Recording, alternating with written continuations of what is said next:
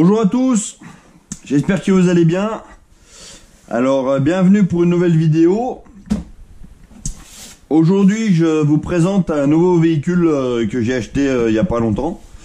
Donc c'est un Obao Hyper 8SC que j'ai pris chez Vartel, donc le Short Curse 1/8 de chez Obao. Donc ça faisait un petit moment que je voulais en acheter un, puis c'est vrai que c'est pas... On n'en voit pas trop souvent, donc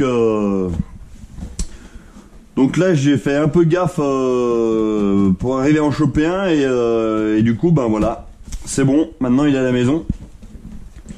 Donc ça c'est le modèle roller, donc assemblé à 80% on va dire. Donc on va découvrir ensemble un peu comment c'est foutu. Donc je l'ai déjà ouvert hein, pour checker un peu, voir si tout était en règle. Donc carrosserie Short Curse qui est déjà découpée, donc plus qu'à peindre. Voilà, je vous montre un petit peu.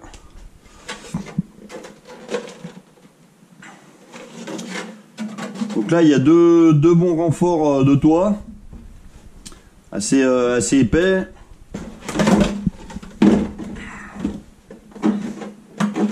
Alors le Lexan a l'air pas mal.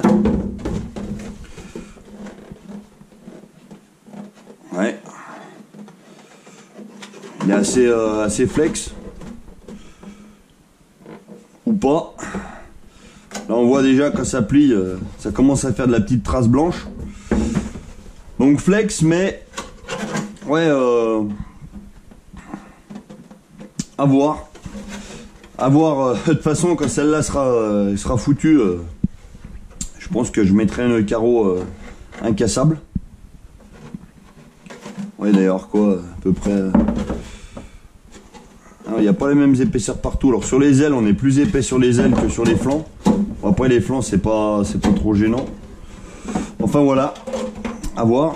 Donc la carreau. On a ici la notice avec une petite planchette de stickers VS Line. Hop. On a les caches vitres pour la peinture. Voilà. On a les stickers pour coller ou pas. Bon, ils sont pas trop mal. Ils sont assez bien faits, je trouve.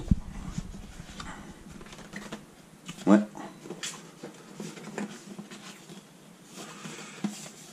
Donc je verrai bien comment je les mets. De toute façon, je sais pas. Je sais encore pas trop la couleur que je vais faire. Ça sera selon l'humeur et l'envie, donc je sais pas trop. Peut-être faire un truc un peu plus flashy que d'habitude. Parce que c'est vrai qu'on a souvent du noir. Enfin moi j'ai souvent du noir ou enfin des couleurs pas trop flash, mais là je sais pas, peut-être rouge ou orange, j'en sais rien, je sais pas, ou un vert un peu pétant. Je sais pas trop, à voir. Donc là la notice avec toutes les références de pièces détachées. Donc à garder. Hein. Là la vue éclatée. La vue éclatée qui est toujours sympa quand on démonte un truc et puis qu'on veut savoir comment ça se remet. La garantie. Hop. Donc c'est fourni aussi avec un refroidisseur moteur, les jeux de clés Obao, puis 2-3 pièces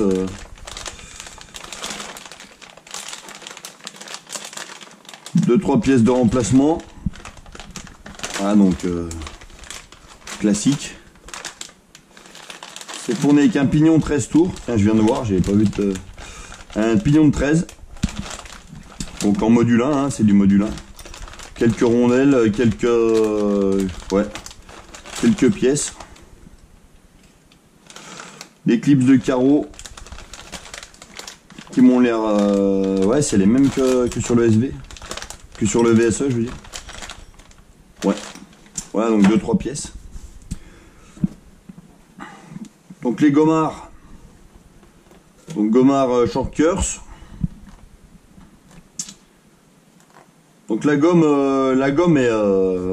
je la trouve... Alors moi perso, je la trouve vachement tendre. Elle est vraiment tendre. Hein.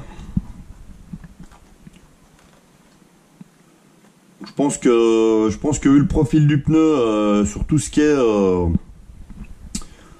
poussière, sol un peu poussiéreux ou terre battue, je pense que ça doit aller pas mal du tout.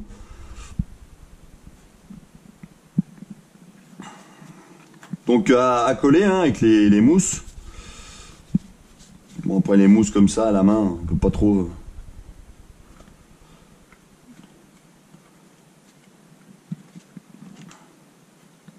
Il y a des dessins dans le pneu, alors ça, je sais pas trop à quoi ça peut servir, c'est peut-être pour, ça va être pour renforcer un petit peu. C'est vrai que j'ai jamais fait gaffe. Une espèce de petits zigzags là, en surépaisseur qui font un bon millimètre et demi. Donc ouais, les pneus assez tendres, donc je pense qu'on a une bonne accroche. À voir, hein, de toute façon. Hop, donc ça sera à coller, à monter à coller. Ouais, à voir. Hop. Donc déjà il y a les 4, c'est déjà pas mal. Et on va sortir la bestiole. Alors, là, il y a le tube d'antenne qui se balade. Donc ouais, je suis en mode un peu à l'ancienne, hein, avec la lampe posée à l'arrache là-bas, parce que en ce moment... Comme d'hab, j'ai pas beaucoup de place. Donc je fais un peu comme je peux. Voilà, donc comme je disais, monter à 80%. Donc bien sûr, il y aura l'électronique à monter dessus. Donc moi j'ai un copain qui avait un combo à vendre. Donc je vais partir avec ça. Donc il avait un BLX 185, donc le même vario que sur le Mojave, avec un moteur 2050 kV, pareil, le BLX 4274. Donc je vais démarrer avec ça, puis on verra bien. Donc celui-là a été monté sur le Mojave, donc pour un poids quand même plus consistant, alors que celui-là est plus léger, donc on va voir. Après, c'est vraiment pour démarrer. Je verrai bien... Ah, le téléphone. Bon, on va laisser sonner. Je verrai bien le comportement, la chauffe et tout ça. Donc, renfort alu à l'arrière. Donc ça, c'est de stock, hein, de série. Ça, c'est pas mal. Platine de diff centrale en alu. Tourelle alu traitée, hein, donc un peu couleur sablage, c'est assez joli. Arceau de sécurité. Alors ça j'avais vu en fait ce que je trouve pas mal du tout, c'est monté sur un pivot ici. L'arceau est monté sur pivot, ça fait que même s'il s'écrase, il n'y a pas d'effort ici, ça. Le pivot fait... le pivot rentre en jeu et du coup, il n'y a pas d'effort. Donc assez flex. Hein. Ouais, il est assez flexible. Donc ça, pour les chocs, c'est pas mal du tout. Renforts latéraux. Donc ça, c'est bien. Ça, c'est bien aussi. Donc il n'y a pas de scratch comme sur le Mojave. Mais bon, les scratchs, au bout d'un moment, de toute façon, ils sont flingués. Ça, ils sont assez flex aussi. Pare-choc arrière. Donc je les trouve vraiment flex. Après, je sais pas du tout, comme j'en ai jamais eu. C'est vrai que ça paraît vraiment, vraiment fin. Là, au niveau matière, ouais. Après, toi là, ça bouge un peu avec les vis, donc je sais pas si c'est fait exprès qu'il y ait du jeu comme ça. Donc, c'est clair que je vais vérifier tout le serrage. Mais ouais, ça paraît assez flex. Beaucoup flexible, donc bon, on verra. À l'avant, pareil, un bon pare-choc assez costaud. Donc bien flexible aussi. Là, il y a une belle pièce en plastoc qui permet de bien tenir de bien amortir les chocs aussi. Là, tout ce qui est choc frontal, ça va bien amortir. Là, c'est assez bien foutu. Pareil, c'est monté. Attends. Ouais, il peut y avoir une rotation ici, donc ça évite aussi que les pièces elles plient pas en fait. Voilà. Je m'excuse, je coupe 2 secondes parce que là, si on m'appelle 2 fois, c'est qu'il y a quelque chose. Bon, désolé, il y avait une petite urgence. Donc j'en étais où moi? Ouais, donc les pare-chocs sont pas mal flex. Le renfort ici qui permet bien d'absorber les chocs frontaux. Donc ça c'est pas mal. Après tout ce qui est amortisseur, enfin les amortisseurs, donc c'est du big bore en 17 mm. Donc pareil que sur le VSE, hein, c'est exactement les mêmes. Après niveau longueur, je sais pas si c'est pile les mêmes, mais c'est exactement la même conception. Le bac à batterie est bien long, donc là on peut mettre de la bonne grosse batterie. Alors là c'est des 5000, mais là on peut largement rentrer des 6500. Ça c'est clair, donc ça c'est vraiment pas mal. Là, on pourra avoir une bonne autonomie là, avec 2 batteries 6500 3S. Parce que moi, oui, je vais le faire tourner en 6S.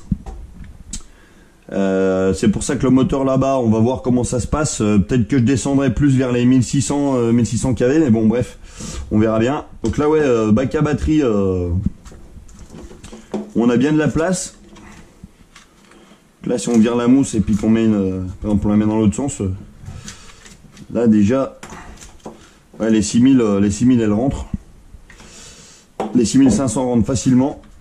Donc ça c'est bien. Après tout ce qui est triangle et tout, c'est du haut bas haut. Donc normalement ça devrait tenir, à part s'il y a le fameux problème des triangles en ce moment sur les VSE. Donc bon, à voir. Je sais pas si je les fais cuire un moment al dente ou si je les essaye comme ça. Je pense que je vais essayer stock. On verra. Donc triangle avant, typique bas haut. Triangle arrière, j'ai vu. Il y a une petite nervure dessus et dessous. Enfin dessous et dessus. Donc là, je pense que ceux-là sont bien solides. Alors, je sais pas trop pourquoi ils n'ont pas fait pareil à l'avant, hein, puisque pour moi, les triangles avant cassent plus souvent que les triangles arrière. Mais là, on voit, je sais pas si on voit bien. Là, il y a une petite nervure qui fait tout le tour du triangle. Donc ça permet de bien fortifier le triangle.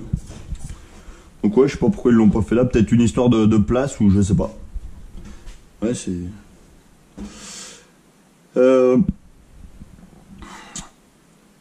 Support moteur. Donc je parle au fur et à mesure de ce que je vois, hein. Je vais pas faire un sujet châssis, sujet roue, sujet machin. Donc support moteur en alu. Donc le moteur se monte ici.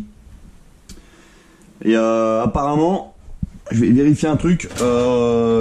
Si j'ai un réglet qui se cache par là-dedans, il y a même deux. apparemment, on est un petit peu limité en place, donc je crois que c'est maximum un 40-82. Ouais, on a quoi que... Ouais, on a 90, mais bon là il y a le... C'est quoi ça? C'est le... Ouais, la sortie d'antenne. Bon, la sortie d'antenne, elle peut gicler, hein, on peut faire sortir ailleurs. Ça, c'est pas un problème. C'est la sortie d'antenne, ouais, je crois. Ouais, ouais. Et bon, on verra, mais je pense que déjà un 40-82 là-dedans, ça suffit largement.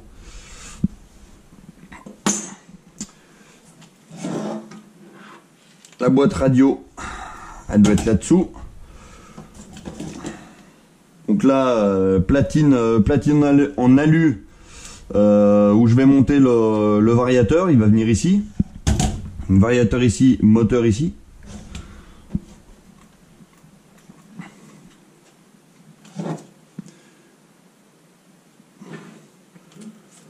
Les cardans, alors cardan, sortie de diff, cardan arrière donc en dog bones.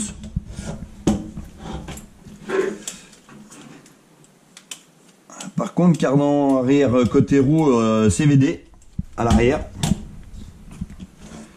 À l'avant, sortie de diff, c'est en CVD aussi. Vous avez un CVD ici. Dog bones côté diff. Et CVD aussi. CVD aussi côté roue. Donc après, moi, entre le CVD et le dog bones, bon alors, soi-disant que le CVD a un plus grand degré de liberté, bon après, ouais, je suis pas assez calé là-dedans, faudrait faire des simulations et tout, mais bon, le dog bones, ça marche bien.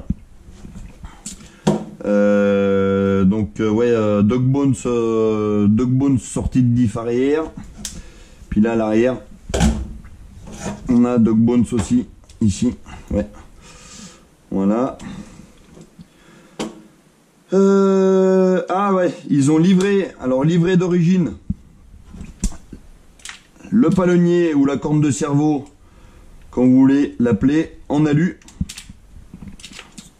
Donc ça, je sais pas si sur les modèles RTR, c'est en alu ou acier, alu ou plastoc. Donc ça, vous pouvez le laisser dans les commentaires, hein, ça fait toujours une petite info. Après bon, le palonnier, vous pouvez le changer facilement. Donc là, c'est livré d'origine.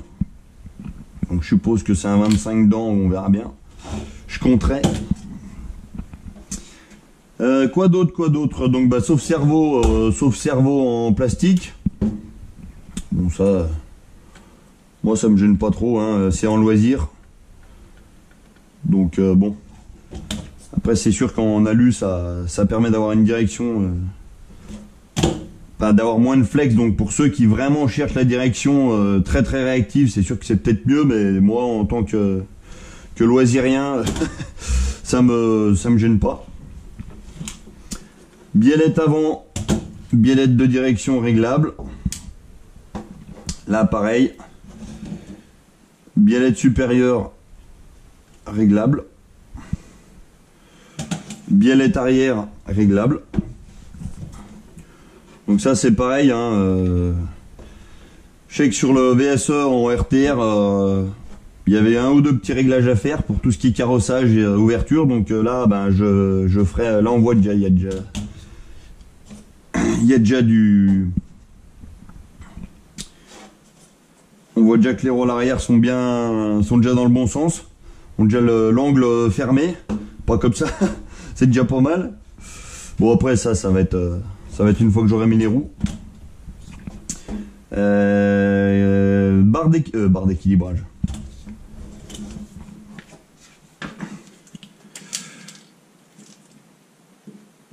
Ouais, regardez un truc.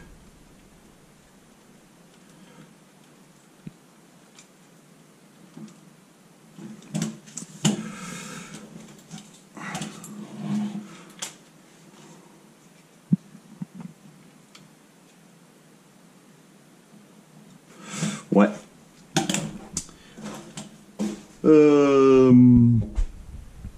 On va regarder les diffs, tiens. Donc là, ouais, je pense qu'il n'y a que de la graisse dedans. Ça, c'est clair, donc relativement fluide, hein, relativement souple.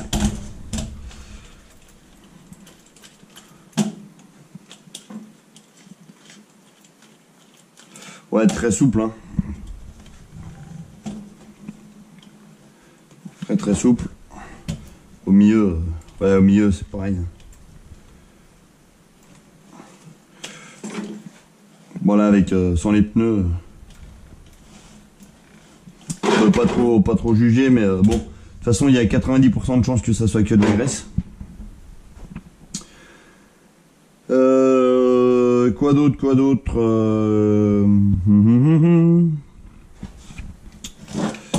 Donc là, les petits plots de tourelle, ouais, qui m'ont l'air assez rigides, mine de rien. Ouais, putain, ils sont rigides. Non de bleu. Donc ça, je pense qu'il faudra faire gaffe. Bon, après, c'est le toit qui prendra en premier, donc grave, pas grave. Je pense plutôt... Ouais, ça sera pas trop...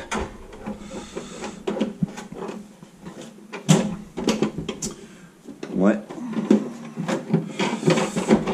Avec l'arceau et tout, je pense qu'elle devrait pas trop ramasser, mais ouais, assez rigide. Bon, je pense pas que ça soit trop un problème. Cale de train, donc en plastique, cale de train arrière en plastique. À l'avant, c'est du plastique aussi. Donc c'est pareil, hein, moi les cales en plastique ça me dérange pas parce que bon, ça fait un peu pièce fusible. Quand ça pète, ça vaut pas cher, donc autant en racheter une. Après les cales alu, c'est vrai que c'est plus costaud, mais ça sera autre chose qui pète, donc bon. Après c'est au goût de chacun, moi je sais que ça me gêne pas. J'avais refait le mien sur le VSE parce qu'il avait cassé, puis il y avait plus de stock en plastoc. Mais ça serait aujourd'hui, d'ailleurs la cale arrière de mon VSE est toujours en plastoc. Bon après, ouais c'est moins rigide, mais je trouve l'amorti est un peu mieux, donc bon, c'est pas forcément gênant à mon goût.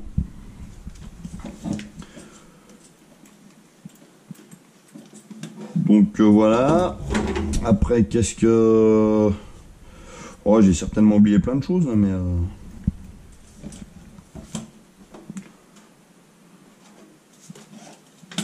Là, barre stab à l'avant, barre stab à l'arrière. Donc, faire un truc. Ouais. Donc ça, bah, c'est pour avoir une meilleure trajectoire, enfin que... Je réexplique vite fait, mais c'est pour quand vous prenez un virage, hein. Pas que la voiture se trouve comme ça, mais en fait la barre d'équilibrage, la barre stab, en fait quand une roue va se lever, alors on voit mieux sur, ouais, quand la roue là va se lever, l'autre va suivre. Donc je sais pas si on voit bien, l'autre va suivre pour compenser pour que votre plan soit moins incliné par rapport à la route. Sinon vous seriez comme ça, et ça évite de faire un tonneau où c'est pour avoir une meilleure conduite tout simplement, hein. Donc là on voit bien le travail de la barre stab. Voilà, donc au passage de petits renforts là à l'arrière, de triangle, ça c'est pas mal, hein. Bon après en marche arrière. Voilà, donc le travail de la barre stab. Barre stabilisatrice à l'avant aussi. Donc là pareil. Là on voit bien que quand je lève, ça compense de ce côté-là. Pareil, il a deux petits renforts ici. Alors moi j'aurais bien vu deux petits caches, deux petits renforts ici, deux petites protections d'amorto. Surtout à l'avant, à l'arrière aussi. Bon, peut-être que je les ferai moi comme j'avais fait sur le Mojave, je sais pas trop. Mais bon. Est-ce qu'elle n'est pas inversée là-dessus? Non. Alors apparemment il n'y a pas de vis d'une couleur différente. Donc les deux pas doivent être à droite. Pas standard. À l'arrière, bon bah ça va être pareil. Ouais. Donc pareil, hein, vous avez un réglage là, vous avez le réglage de point d'ancrage. Vous avez différents points d'ancrage pour les amortisseurs, pour les biellettes derrière. Pareil à l'avant. Là, il y a des points d'ancrage différents. Après ça, c'est vrai que j'y touche pas trop parce qu'en réglage, je suis une bille. Voilà, ça, je vais pas trop m'amuser à toucher.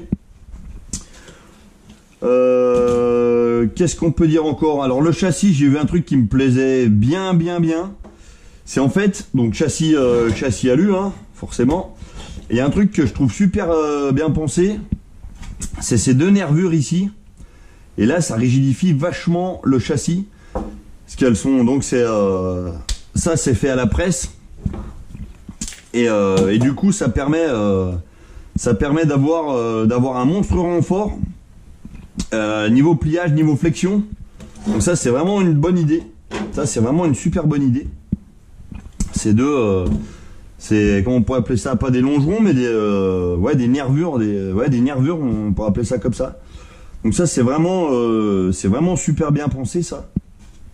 Ça, c'est clair que ça diminue vraiment le flex. Qu'est-ce que... Bon, alors les jantes grises, 5 bâtons, hein, sobre, mais voilà, après c'est dans le style, hein, pas de... Alors le châssis, donc châssis pareil, hein, traité. Alors j'ai vu un truc aussi qui me dérange un petit peu, mais après c'est mon avis. Donc un sabot, enfin un bulkhead, on va appeler ça comme ça, qui est bien, qui a vraiment un bon kick-up. Là on voit, si on prend une pierre, c'est vraiment bien foutu. Seul défaut pour moi, c'est ça, c'est ce trou là. Là, ce trou là, franchement, ils auraient dû faire. Enfin, moi, je pense que si une pierre vient se caler là-dedans, c'est dommage parce que là, ça prend tout. Et c'est vrai que ça diminue l'efficacité de ce kick-up et de ce sabot là, parce que c'est vraiment dommage. Que là, tu prends une pierre un peu pointue ici, qui est bien plantée dans le sol. Putain, là, ça t'arrête net, ou ça va te défoncer ici. Et ça, je trouve ça un petit peu dommage. J'aurais mieux aimé que ça soit plat, puis que ça aurait trouvé une autre combine, je sais pas, pour mettre une vis tête fraisée en travers, mais là, une ouverture pareille pour mettre une vis comme ça, ouais, c'est un petit peu dommage. Alors, est-ce que c'est pour faire un renfort ici? Mais bon, comme ils ont déjà mis une pièce là, c'est vrai que ici, faire une cette forme là en intérieur je trouve ça un petit peu dommage. Je suis pas sûr que ça soit vraiment optimisé à ce niveau là. Bon, c'est mon avis, hein, ça m'a choqué tout de suite, mais bon, on va voir. Alors est-ce que ça vaudrait pas le coup d'y boucher avec un truc, je sais pas. C'est vrai que là tu prends une pierre ici, putain, tu dégommes tout là. Enfin bon. Bon, à l'arrière, pareil, un petit renfort ici, donc qui permet aussi d'amortir les chocs, mais bon, ça sera plus costaud que ça, donc c'est ça qui va manger en premier. Après, c'est pas censé faire des sauts et tout, hein, je veux dire, c'est un engin quand même de pelouse, de prairie. Tu vas pas t'amuser à faire des méga sauts non plus, hein, c'est un short course, hein, c'est pas fait non plus pour faire des figures et tout, hein. C'est censé rester au sol avec 2-3 sauts, même si c'est réputé assez costaud. C'est pas son utilisation principale. Platine de sauve-cerveau en plastoc. Cellule de diff en plastoc. Voilà, pareil.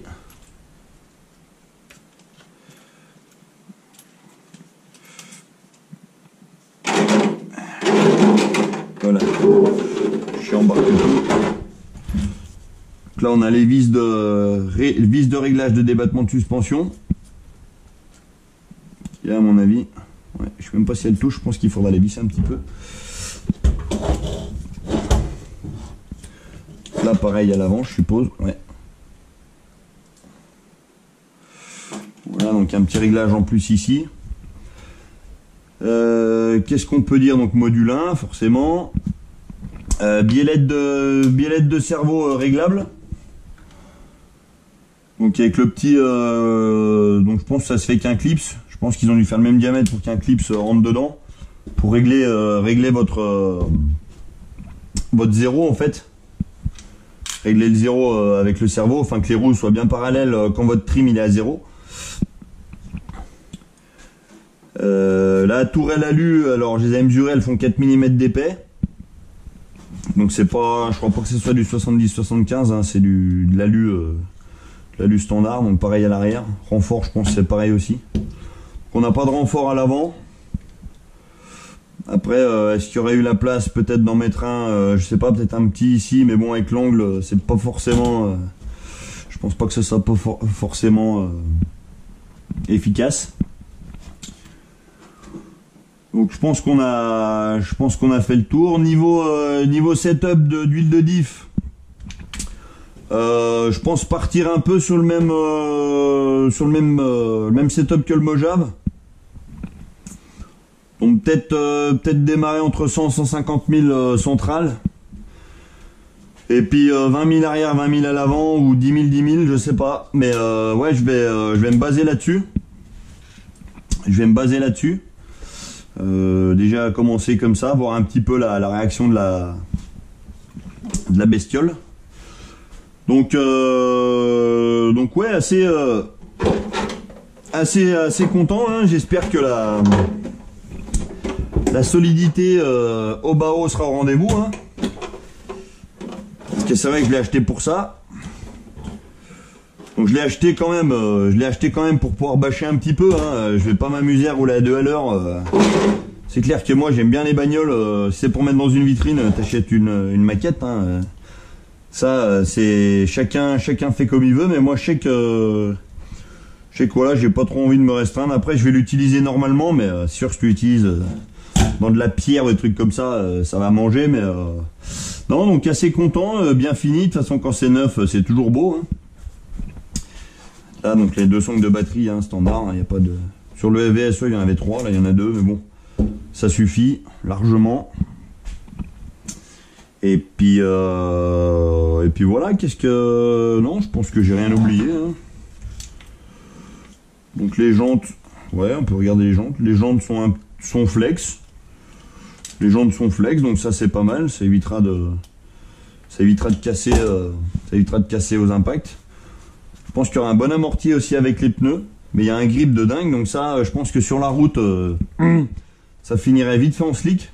Donc le dessin est assez sympa, mais ouais, ça poussière et terre battue, je pense que, bon, même dans la pelouse, hein, mais ouais, je pense qu'il peut y avoir un bon grip.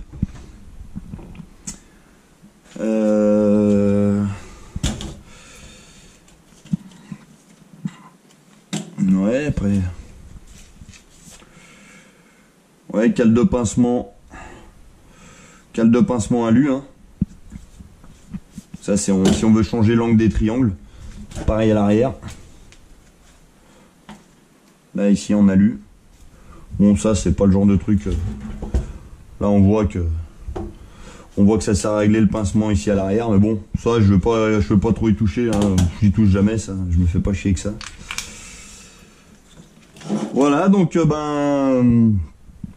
première étape, ouvrir les diffs, mettre de l'huile qui va bien, comme je disais, hein, 100 000 avant.